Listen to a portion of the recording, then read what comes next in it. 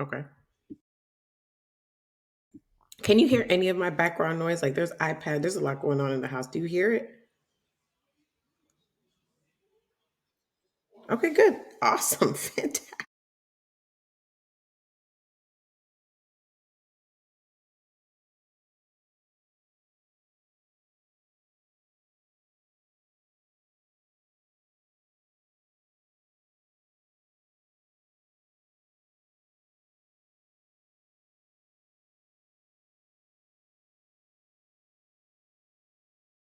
Hey, hey, Alicia.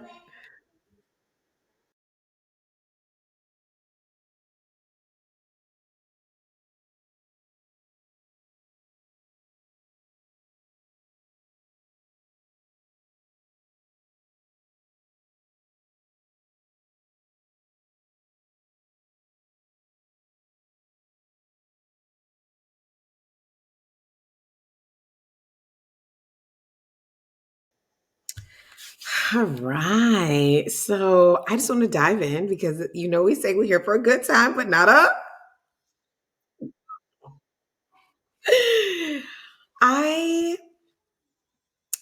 I I feel like there's so much to say about this, but I just want to just commend us for even having this conversation because it is so vulnerable and it is a little bit scary, but we're just gonna go on in. So today we are talking about jealousy and envy.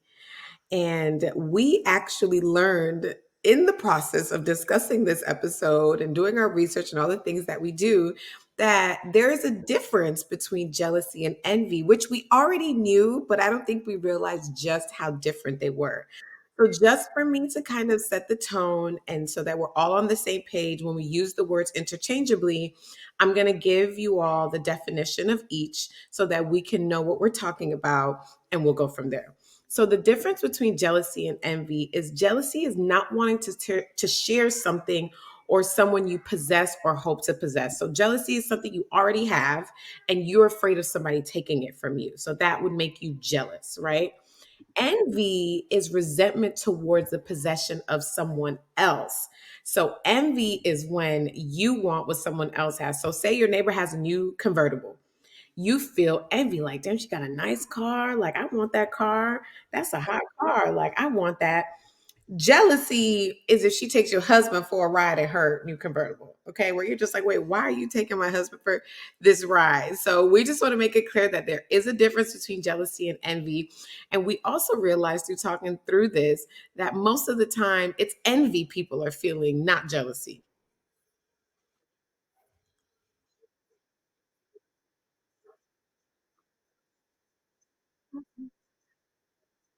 Yeah.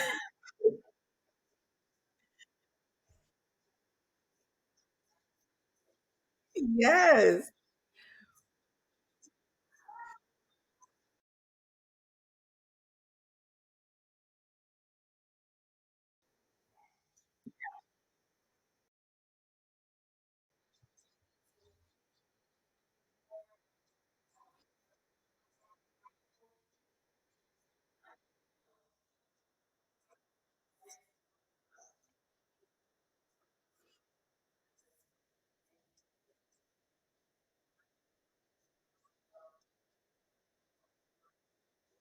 Mm.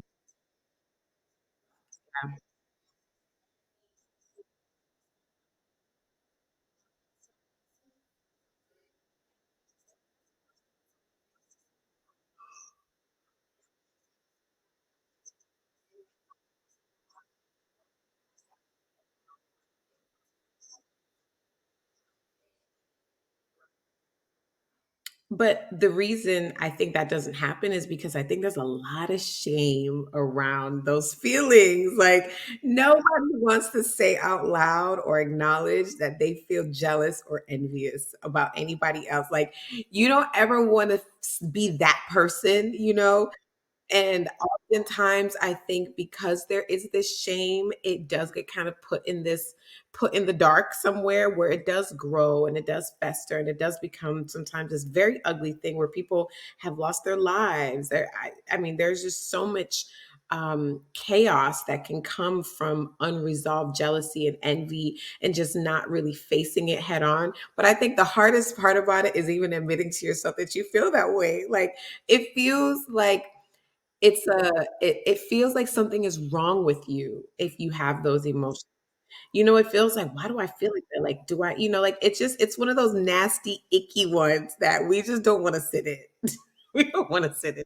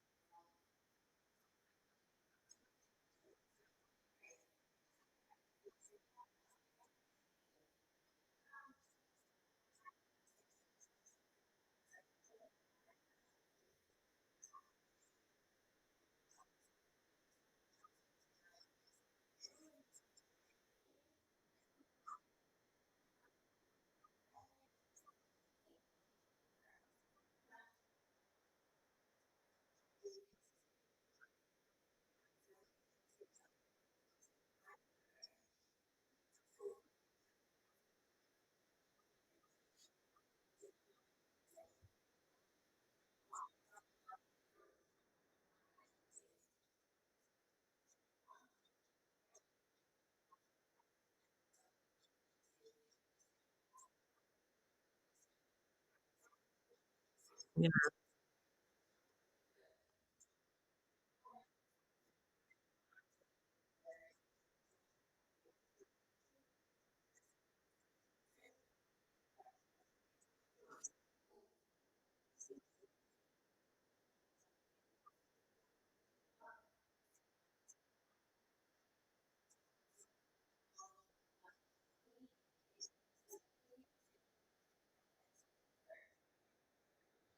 Yeah.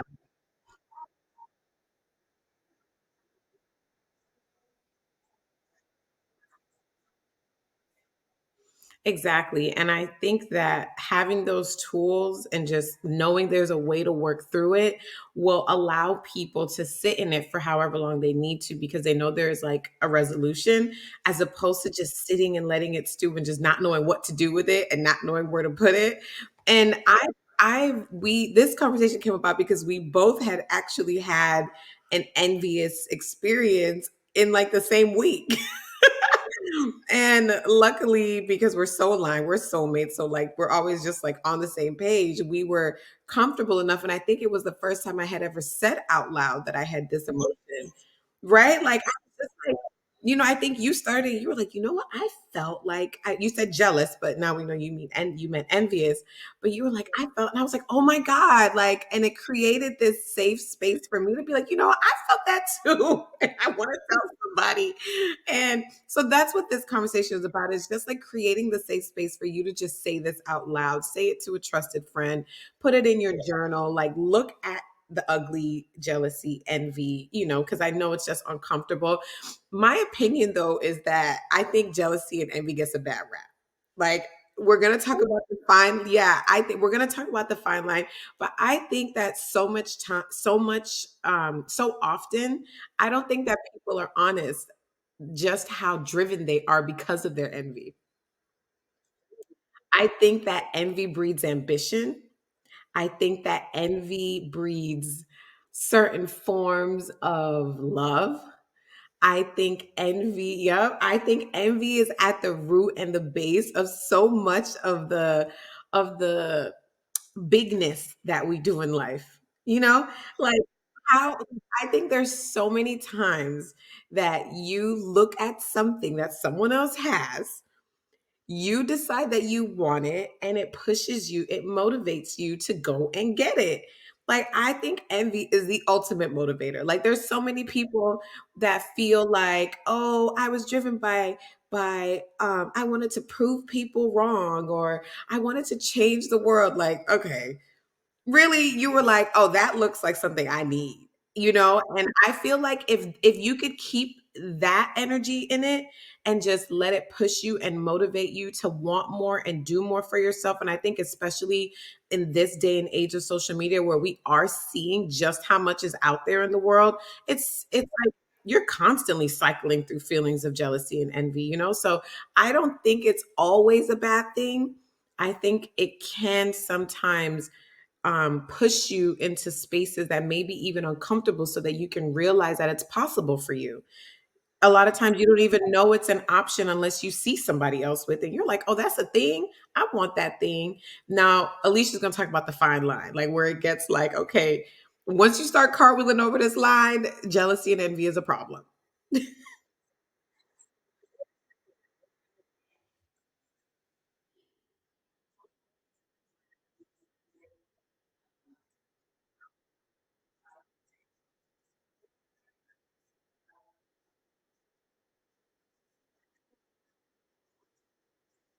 Yep.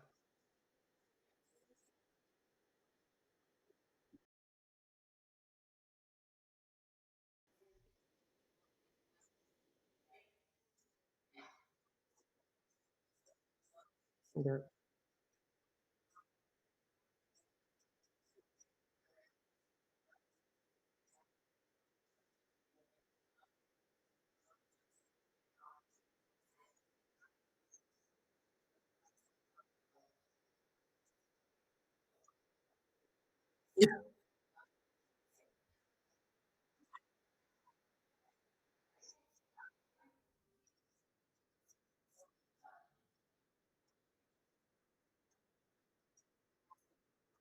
Right.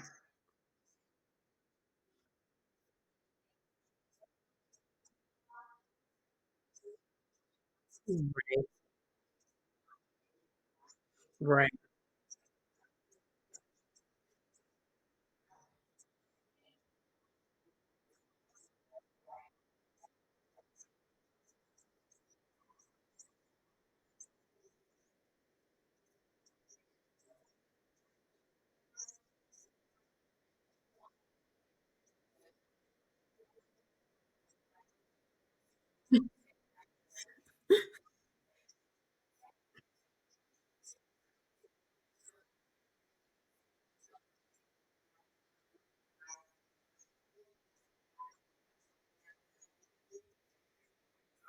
Yeah, and especially if you decide that you want to take it from them. Like that is just you have crossed the line and rolled down the hill, child. Like, come on back. Come on back. It is not for you to decide that somebody is not worthy or deserving of the things that they have, of their possessions, of their person that they're with. Like, come on, side chicks. Like, we can't keep doing this. We can't keep living this lie that you feel like you are the better candidate for someone because you feel envious. I do think that a lot of times when it does go across that line, there are so many other emotions mixed in with it, right? Like, I don't think that's just pure envy. Like, there's some self worth issues in there, there's some abandonment issues in there, there's so many other things that I feel like there's like a concoction of just lower vibrating emotions that just don't always serve us well when they sit in us for too long and become, it's just like that envy sat too long and morphed into something else. And absolutely what you said, I was really going to say that about that lack mindset where you just feel like I have to have it, you shouldn't have it, and because you have it I don't have it. That's the wild one, is, oh, you're the reason I don't have it. And it's like, I have observed that in the Black community, I think that's one of our greatest hindrances and greatest obstacles to overcome just as a community is what we call, now kind of talking about it, it's interesting, but what we call crabs in a barrel, right? Is really envy and jealousy in different forms, like feeling like I need to pull you down so that I can keep climbing up. And then we just keep pulling each other down and climbing up, pulling each other down. And I think sometimes that's why we feel so stuck as a community. Like we get a little motion and then we go back 2 steps forward, 3 steps back, 2 steps. And it's just like we're in neutral a lot because we just can't seem to move past some of those heavier emotions that we let them sit for so long that they turn into actions that are not, you know, great for us as a people.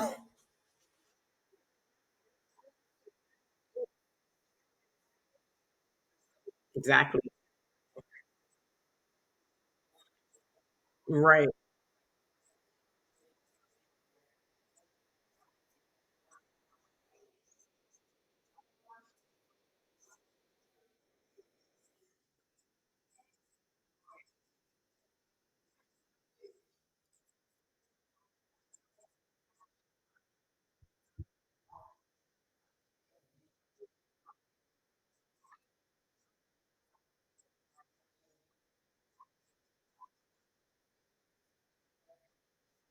And don't be fast. Right. That's not Yeah, that's not the reality of what's actually gonna happen. So now when they come, what do I do with that? Like, why aren't we taught about jealousy and envy? Why doesn't anyone feel like, "Hey, when this feeling comes up, this is what's happening. This is what you can do about it."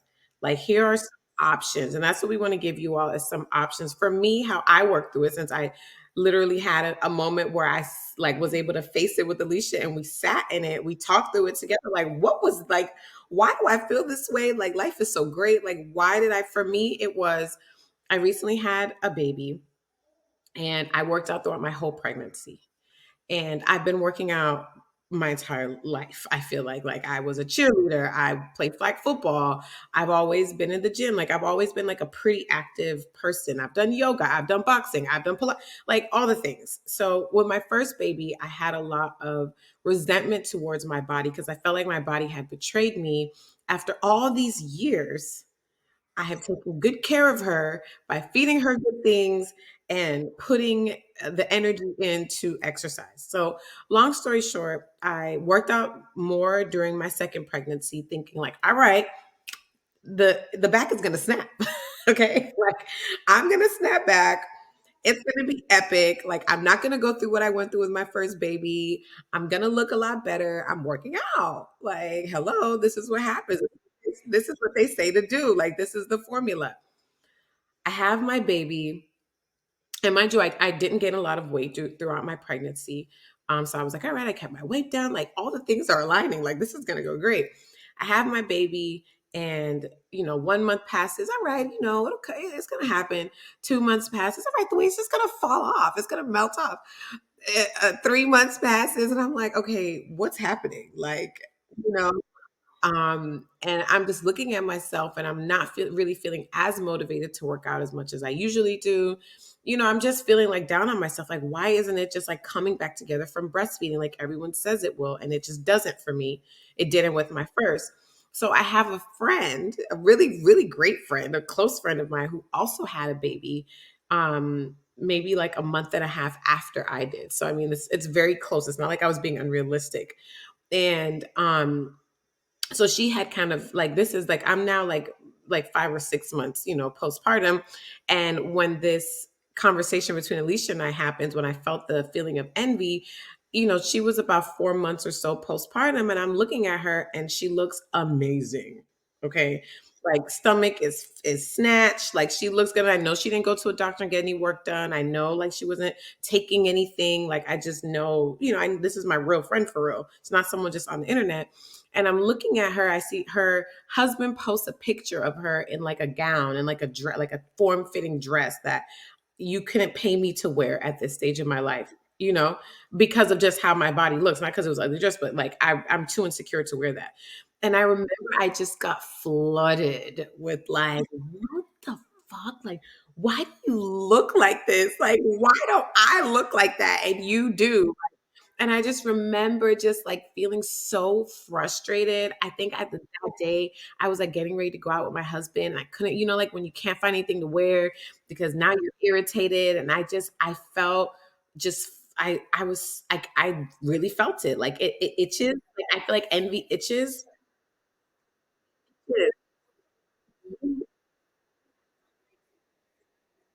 Yeah, like cause I try to like figure out like what things feel like in my body, and envy itches to me. And so it was so great to be able to talk to you about it and to just say it out loud because I wasn't even 100% sure that's what I was feeling. And then once I figured out that's what I was feeling, I felt very ashamed of myself. And I was like, I felt like, oh, what's wrong with you? Like, why are you feeling that? Like, that is not okay. And I just like shoved it to the back. Me too.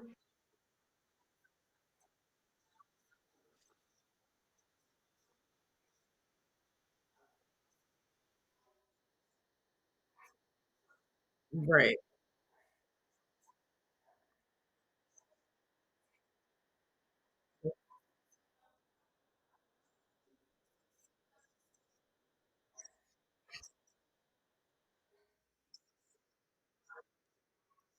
Be honest with yourself, like we always say, guys, be honest with yourself. Yeah.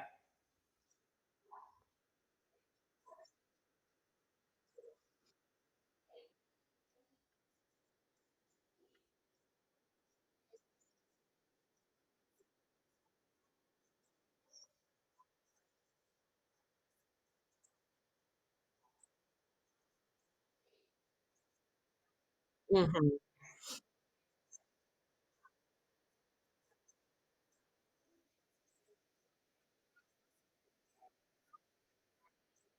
mhm.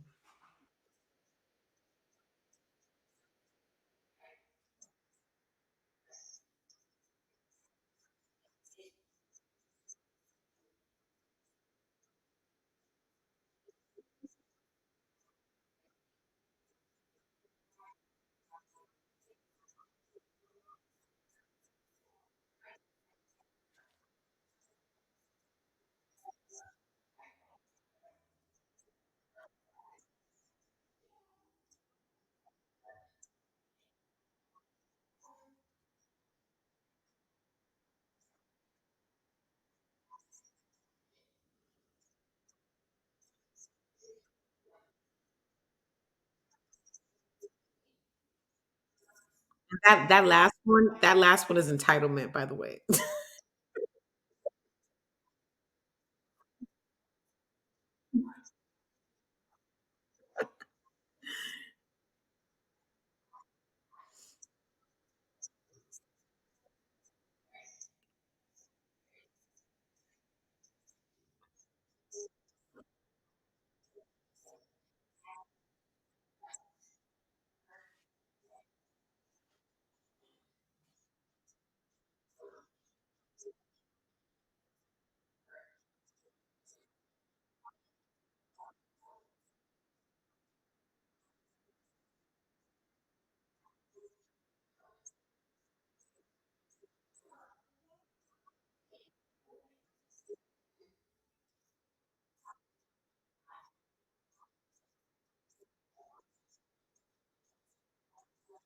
Yeah.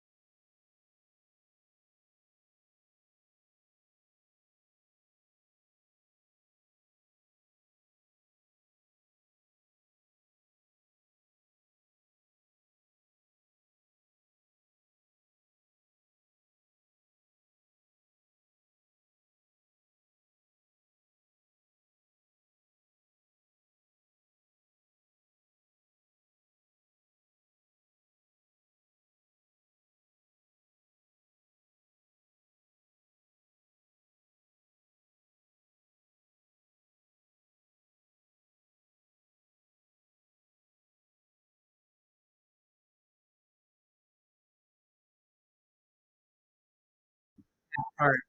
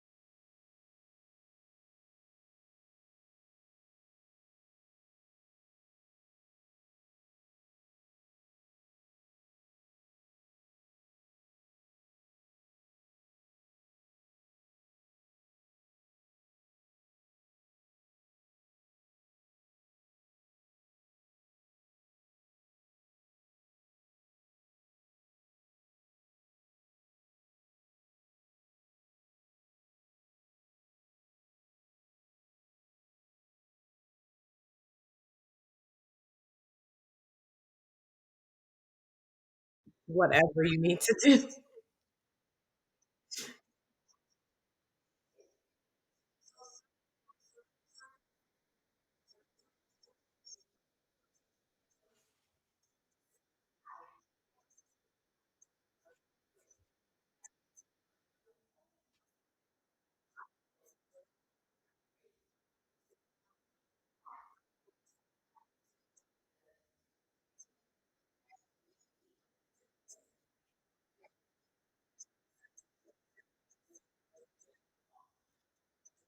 Yeah, and I also think there's an option to release it. Like understanding that maybe that's just not ever going to be for me. Maybe I'll never have that, and I just need to release that into the ethos, into the universe. Like accepting what you are, who you are, where you are, your reality. Yes, there's so much of it that we have the power to create, but I do believe that we have to get to a space where we're more honest with how much control we don't have over what we create in our reality and the things that can just kind of come in and out of your life that you can't manifest or unmanifest or push out or there's so much rhetoric now about all this control we have and how much we can create and how much we can manifest, but there's not enough acceptance of the control we don't have and all the things that we just don't even see coming half the time. So I do think there has to be a space of acceptance and just realizing that I do have to release this thing, that this is not for me. That I think comes more when it comes to like when you are jealous, when you're envious of someone else's relationship, when somebody has a particular person that you want and that person is married, that person is in a committed relationship. You may not be able to have them now or ever. And going into a space feeling like you deserve it and you're going to take this person's partner, you're going to do whatever you can to sabotage the relationship. You're going to come in because you know you're the better option because they complained to you about this person, or because you know that you're more deserving of that person based on how well you would treat them. Okay, let's keep it real. I'm telling you, you can convince yourself that what you're doing is right and what you're doing makes sense and what you're doing is for some greater good that you have concocted in your mind. And you just have to sometimes realize that that's not for you now, and it may never be for you. And there's a part of jealousy that may require jealousy and or envy that may require a release and an acceptance of the reality at this moment.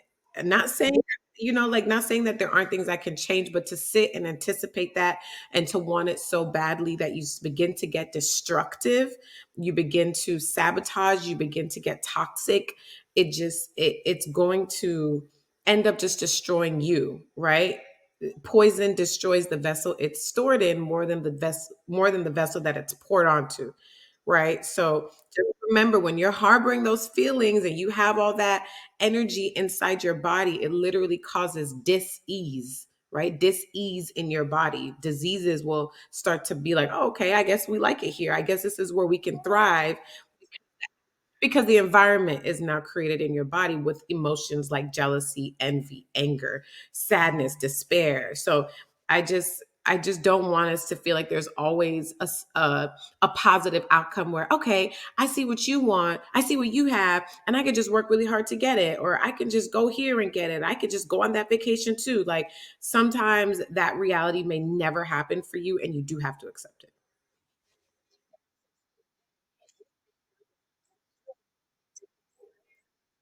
It's the part right there. That's the one right there. It's like,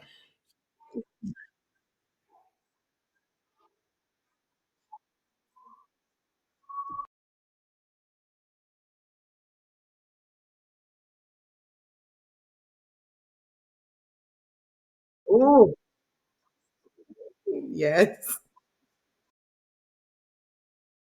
Or you can't. Hold on, how about or you can't do that? Like, what if you can't do that? What if there's a health issue in place that prevents you from doing that? What if you don't know what shoes to get that is required for that kind of hike? Like, there are just so many other factors to what people have, and the main thing is everything that glitters is not gold, y'all. Like, especially when it comes to that Instagram envy and that social media envy, just like Alicia said, like, you don't know what that person is doing. You don't know how real that is. How many times, y'all, do we see these perfect couples and their couple goals and their relationship goals, and then the 6 months it's over, and you're just like, wait, how? Like, how are they ending if they were so perfect just 6 months ago? Like, everything ain't as it seems. So it's important to kind of anchor yourself in your truth and your reality and what is actually attainable by people you really know in life, as opposed to trying to create a life based on something that you're not sure is real.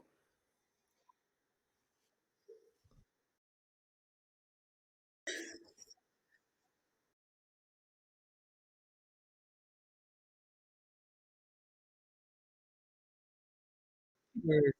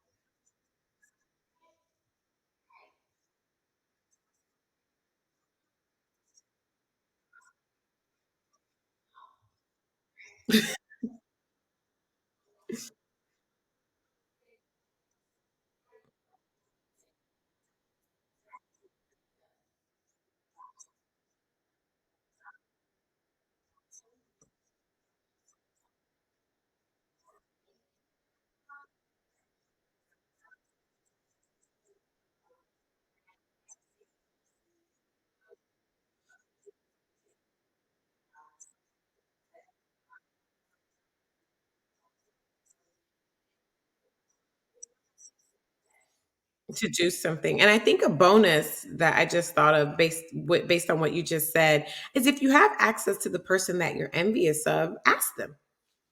Ask them what the reality is. Ask them what they do to get those things. Ask them how they got that body. Like, reach, especially if it's a friend, because that's where most of our envy will kind of sprinkle on, right? It's just like people you know, people you have access to. So don't be afraid. And if you don't want to use the word envy or jealousy, a lot of times I think sometimes envy is confused admiration.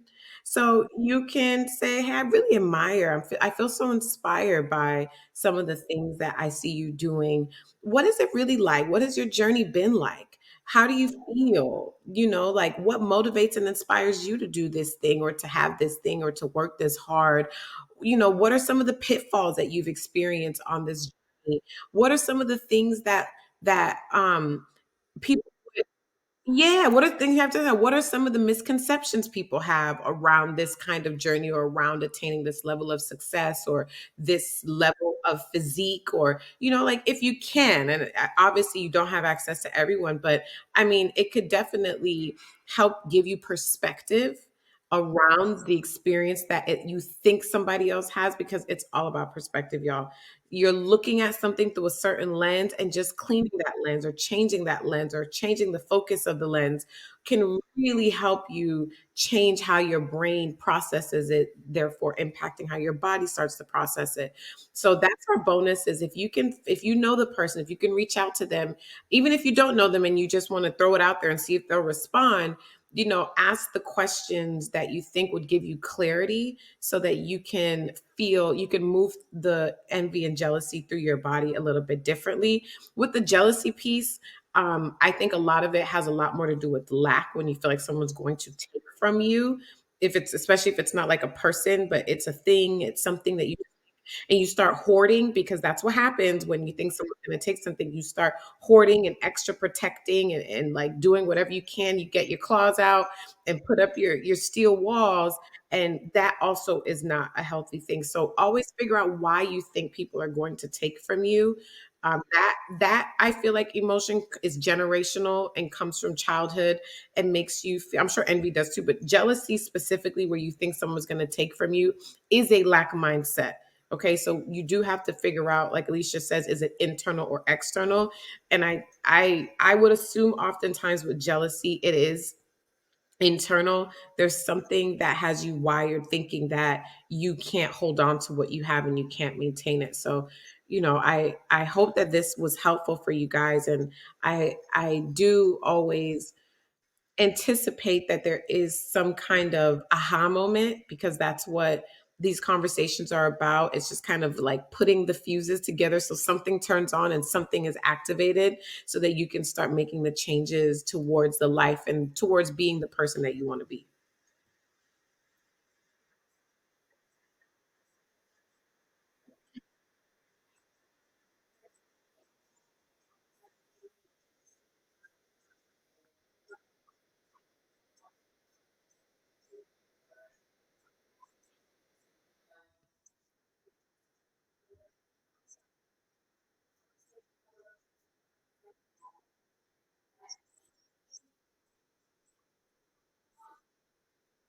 You can find me at the Danny Bordeaux, Bourdeau is how you spell Bordeaux. You can also go to triggeredaf events.com so you can see when we're coming to a city near you so we can have these conversations in person. You can also go to triggeredafpodcast.com to stay up to date with all the latest things with us.